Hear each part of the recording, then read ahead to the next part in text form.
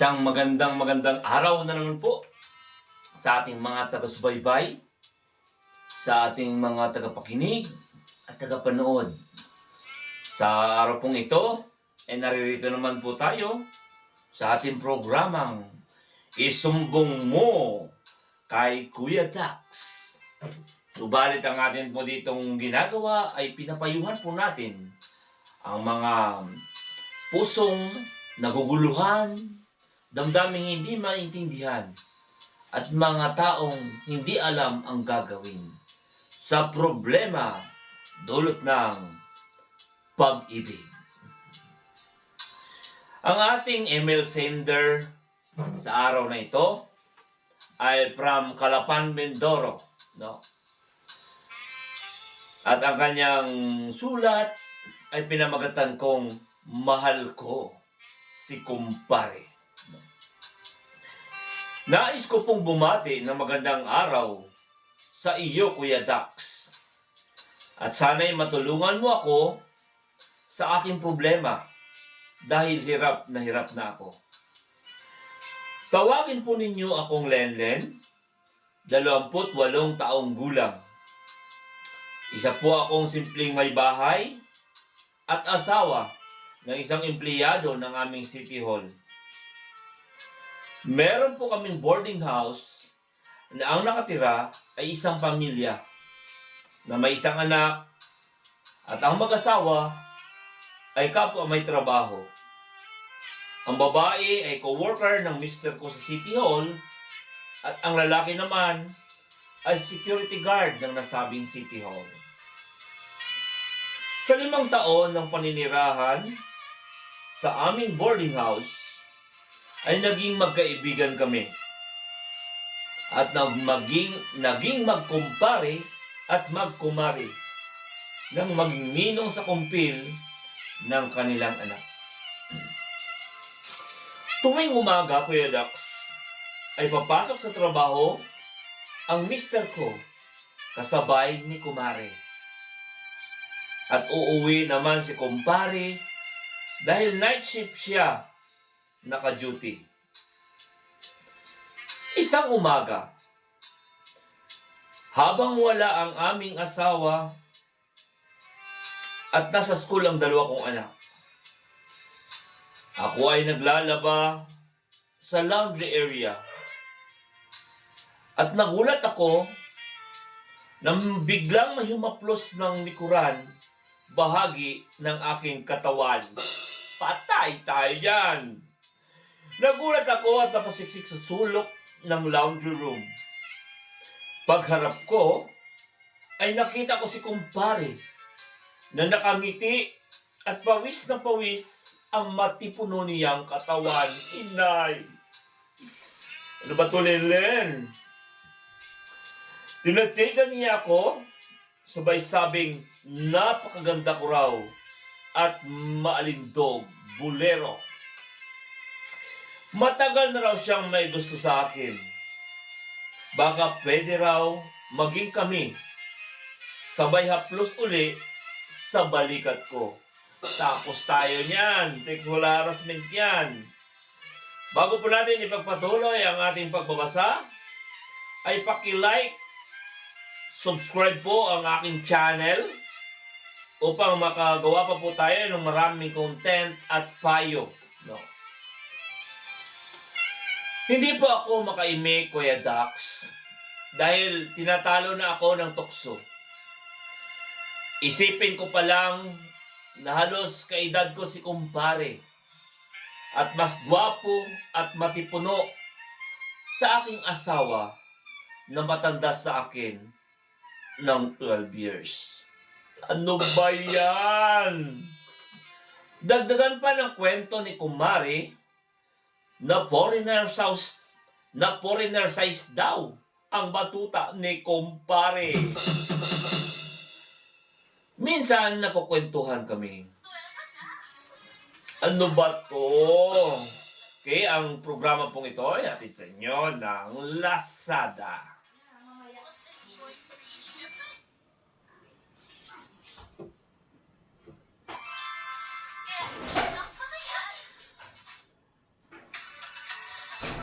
Hinawakan niya ako sa baba at dahan-dahang hinalikan.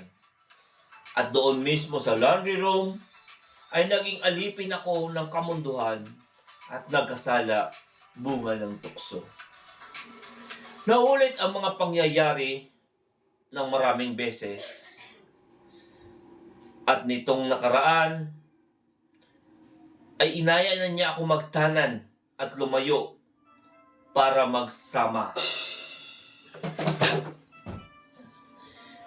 Mahal ko na rin siya, katulad ng pagmamahal ko sa aking asawa. Inay, nagdadalawang isip ako kung sasama ba sa kanya o hindi. Dahil pareho kaming may pamilya at may mga anak. Hanggang ngayon ay patuloy pa rin sa pagtampisaw sa apoy ng tukso sa tuwing kami ay magkakaroon ng pagkakataon. Gulong-gulo na po ako, Kuya Dax, at di alam ang gagawin. Payuhan po ninyo ako. Taga-subaybay, Lenlen.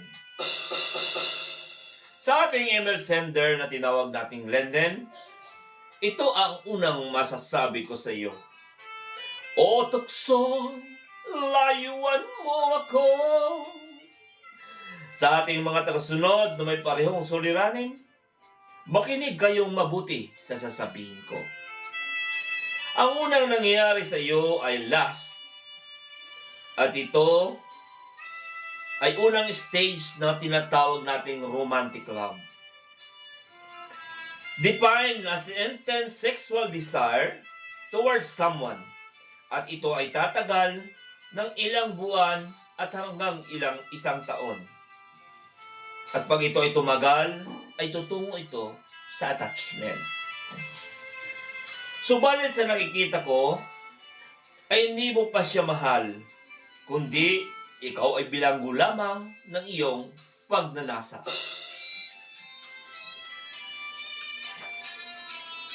Ang tanong mo kung sasama ka sa kanya o hindi, ang may papayo ko sa iyo ay hindi. Kawawa ang mga anak mo at mga anak niya. Dahil dalawang pamilya ang masisira dahil sa inyong kahibangan. Labag sa moralidad ng tao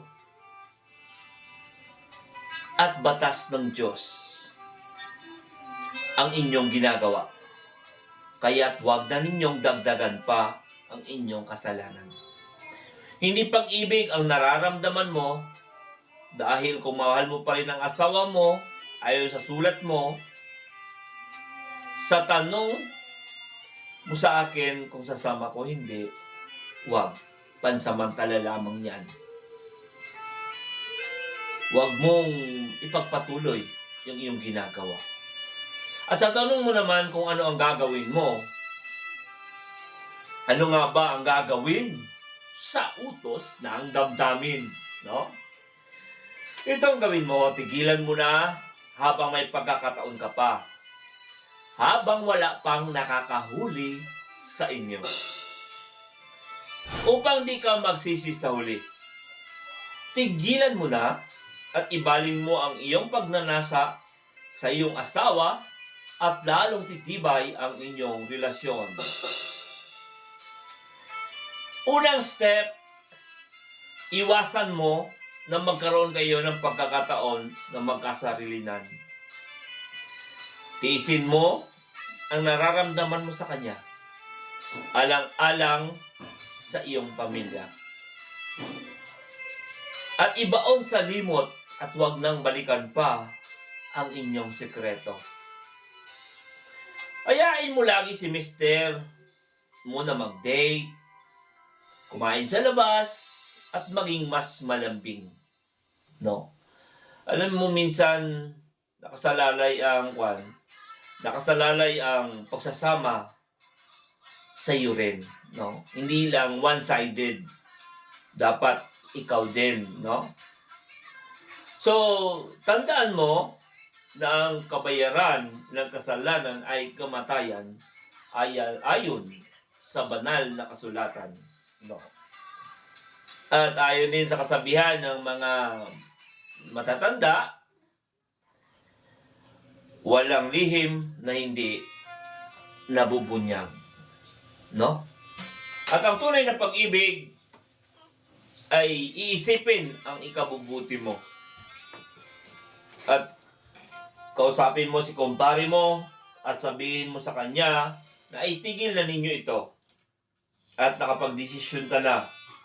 Pag inulit niya pa ito, tandaan mo, sabihin mo sa kanya na pag inulit niya pa ito, ididemanda mo na siya ng rape at ipapakulong. No? Para matigil na kayo. Mag-focus ka sa pamilya mo. Focus ka sa asawa mo. Tandaan mo na hindi lamang sa sexual na ipapadama ang pag-ibig, kundi sa iba pang paraan. Ayon yan kay Lem Miller, no, ng health medicine. Tulad ng pagsasama ninyo, pakikipagkwentuhan, pagbabanding, pagbibitch, marami pa. Huwag mong hanapin ang kukulangan ng asawa mo. Huwag mo rin tingnan kung ano yung kanyang mga kahinaan. Bagkus, alalahanin mo yung mga maganda niyong nakaraan. No? Gawin mo ito habang hindi pa huli ang lahat. Dahil dalawa lang ang patutunguhan nyo.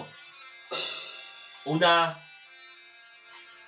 ospital at kulungan o sementeryo. Tandaan po natin yung kasabihan ng matatanda na kahit ang bagoong itago mo, mangangamoy at mangangamoy yan. So habang hindi pa huli ang lahat, Len, at sa mga taga-subaybay natin may parehong karanasan, itigil nyo na. Please, maawa kayo sa kinabukasan ng inyong mga anak. Huwag sanang kayo ang magwasak ng pamilyang inyong binuo. At huwag nyo sayangin ang buhay nyo sa walang kwentang kahibangang ito na pwede nyo namang gawin ng inyong asawa. Sa muli, kung inyong nagustuhan ang aking video, press like, subscribe, and share my videos. Maraming salamat po. Ito ang inyong Kuya Dax.